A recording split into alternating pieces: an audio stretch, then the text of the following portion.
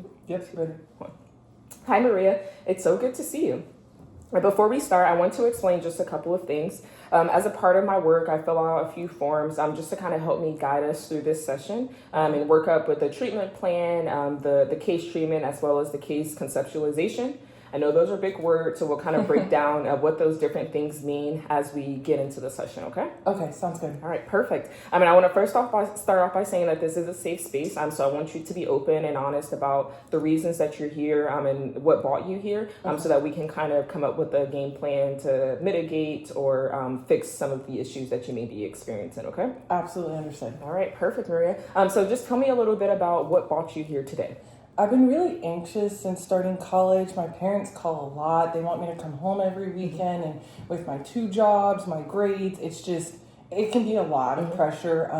And I start to feel really guilty if I have to tell them, no, I can't come, or no, I can't be a part of something. Understand. Do you have any siblings? Yeah, I have one brother. Okay, and how is the relationship with your brother, like between you and him, as well as like him and your parents? Does he also get the same like treatment, and it's always a call, or?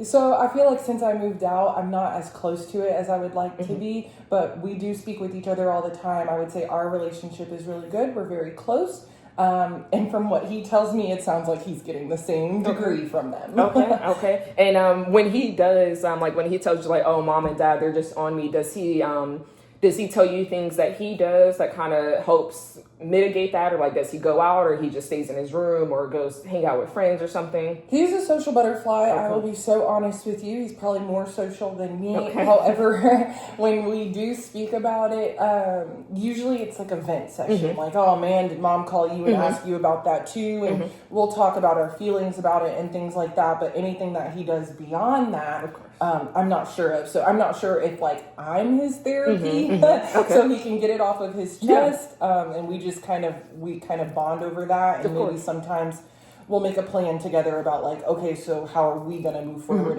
or I'll tell him this is what I think you should say. Of course. Okay, understood. All right.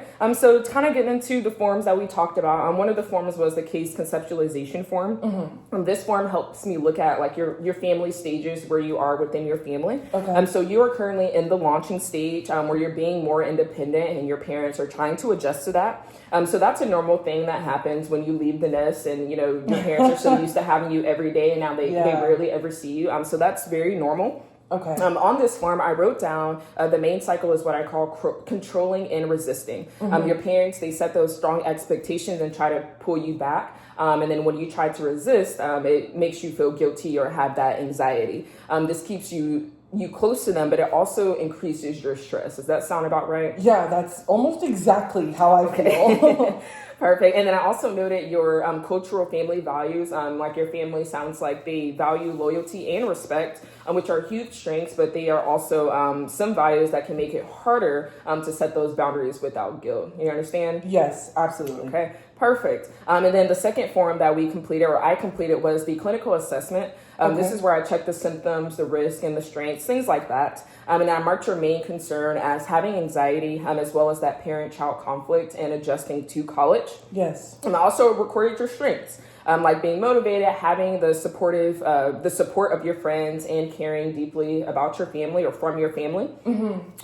Also, for this diagnosis, I wrote that the adjustment disorder with anxiety. That just means that your stress and worry are connected to a major life change. It's not a permanent label. It's just described as what you're going through right now.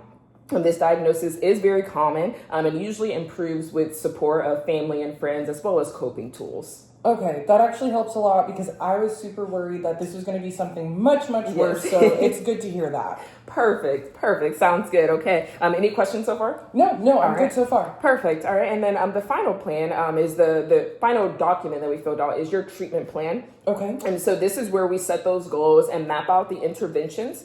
So to make it easier, I kind of broke it down for you.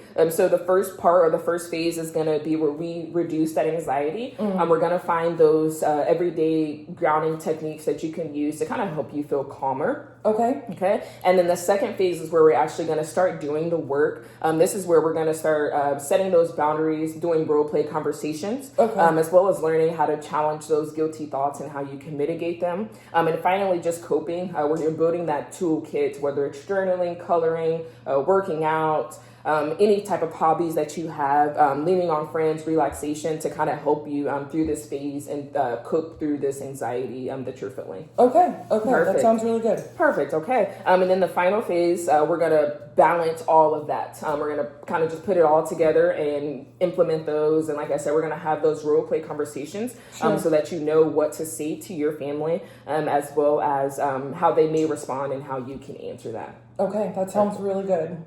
Okay, perfect. And then the treatment plan, and also asked me to think about like diversity. So I wrote that your age and your life explains why independence is so important for you right now. Yes. You are definitely at that milestone. We're going off to college. You're learning who you are, the things that you like, where you want to go in life.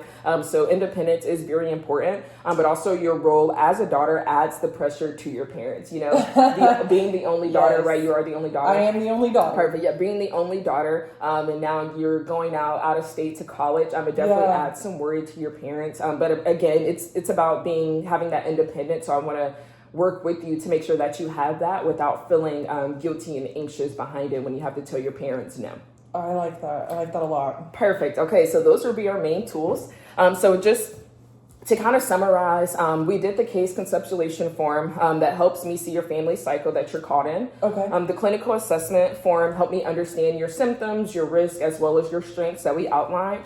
And the treatment plan gave us a roadmap. Okay. And we're going to reduce the anxiety. We're going to practice the boundaries. We're going to work through that guilt and strengthen the coping mechanisms that you use. Okay. So I want you to know that these forms are not just paperwork. They're our guide to help you be confident, feel more confident and balanced. So as you've seen them, as I filled them out, I showed you a copy of them before we started the meeting. But these forms are going to be our toolkit, and we're going to rely on these forms to help us move through. And then as we do our sessions and things like that, if we need to fill out another form and change some things around, then we can do that. Okay. I like that. It makes me feel like I have clear direction moving forward. Perfect. Okay, perfect. Exactly. So for the next time, your homework, quote unquote, is to notice one or two small moments when you try to set a boundary with your parents.